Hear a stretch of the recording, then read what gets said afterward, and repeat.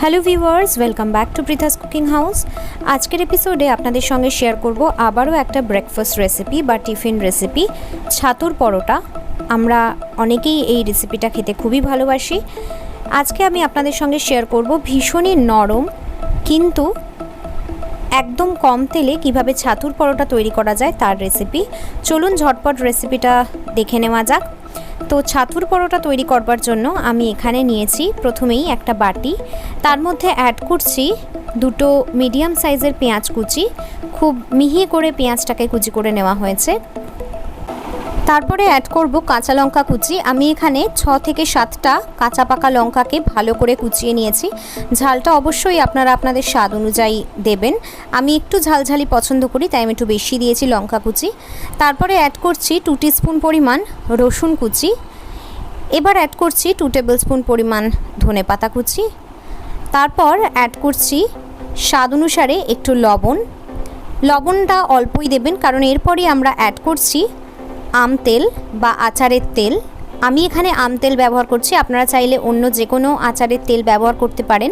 আচারের তেল দিয়ে এটা মাখলে খুব সুন্দর একটা ফ্লেভার হয় এবং খেতেও খুব টেস্টি হয়।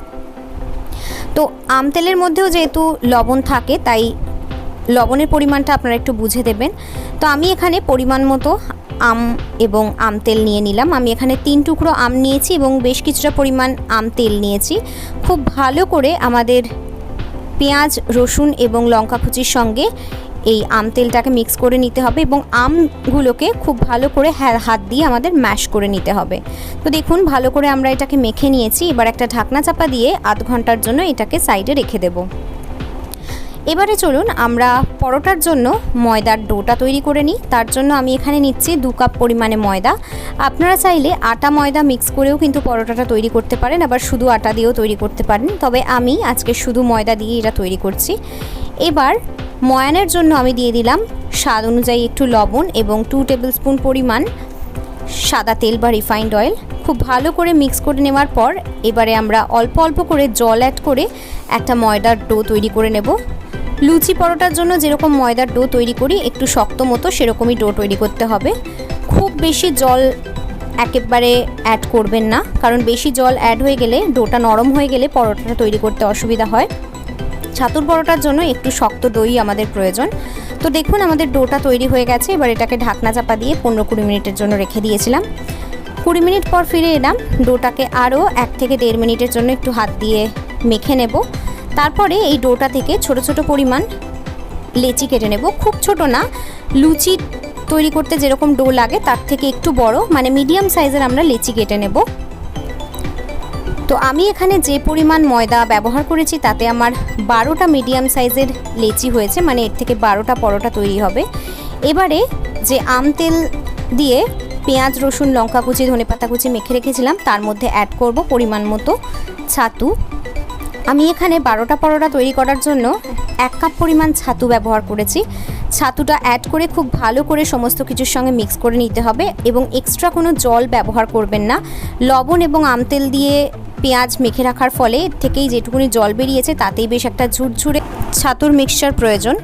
এবারে আমরা যে লেচি কেটে রেখেছিলাম সেই লেচিগুলোর থেকে একটা করে লেচি নেব এবং একটু ময়দা ডাস্ট করে নিয়ে লেচিগুলোকে হাত দিয়ে এরকম বাটির মতো একটা শেপ করে নেব। মানে আলুর পরোটা অথবা কড়াইশুঁটির কচুরি তৈরি করার সময় যেরকমভাবে আমরা পুর ভরার জন্য বাটির মতো শেপ করে নিই লেচিগুলোকে, সেরকম করে নিতে হবে। তারপরে এই বাটি মতো জায়গাটাতে আরেকটুখানি ময়দা ডাস্ট করে নিতে হবে। ময়দাটা ডাস্ট করে নিয়ে ময়দাটাকে ঝেড়ে ফেলে দিয়ে তারপরে আমরা যে ঝুরঝুরে ছাতুর মিক্সচারটা তৈরি করে রেখেছিলাম সেটা এই বাটির মধ্যে ভরে দেব এবং তারপরে মুখটাকে ঠিক আমি যেভাবে সিল করছি এইভাবে সিল করে দেব। ঠিক আলুর পরোটা অথবা কড়াইশুঁটির কচুরি তৈরি করার সময় আমরা যেভাবে মুখ সিল করি সেইভাবেই করতে হবে। এভাবে প্রত্যেক কটা ছাতুর পুর আমরা ভরে নেব ময়দার ডোতে। তারপরে একটু করে ময়দা ডাস্ট করে নিয়ে আমাদের খুব হালকা হাতে এই ময়দার লেচিটাকে বেলে নিতে হবে।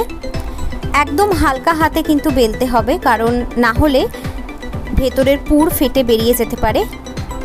একদম কম প্রেশার দিয়ে হালকা প্রেশারে ঘুরিয়ে ঘুরিয়ে এরমভাবে আমাদের কিন্তু পরোটাগুলোকে এক এক করে বেলে নিতে হবে। দেখুন আমি খুব সুন্দর করে বেলে নিয়েছি এবং দেখতেই পাচ্ছেন একটুও কিন্তু ভেতর থেকে পুর ফেটে বেরিয়ে আসেনি। আর এই পরোটাগুলোর কতটা ঠিক হবে সেটাও আপনাদের দেখিয়ে দিলাম। এবারে এক্সট্রা যে ময়দাটা লেগে থাকবে সেটা ঝেড়ে ফেলে দেব এবং এইভাবেই প্রত্যেকটা পরোটা কিন্তু আমরা এক এক করে বেলে নিয়েছি। এবারে আমরা পরোটাগুলো সেঁকে নেব। তার জন্য এখানে একটা তাওয়া বা চাটু নিয়ে নিয়েছি। তাওয়া বা চাটুর মধ্যে এক এক করে বেলে রাখা পরোটাগুলো আমরা দেব এবং উল্টে পাল্টে দুপাশটাই ভালো করে সেঁকে নেব। এক একটা পরোটা সেঁকে নিতে আমাদের 1.5 থেকে 2 মিনিট মতো সময় লাগবে। এইভাবে পরোটাগুলো সেঁকে নিয়ে আমরা প্রথমে তুলে রাখব।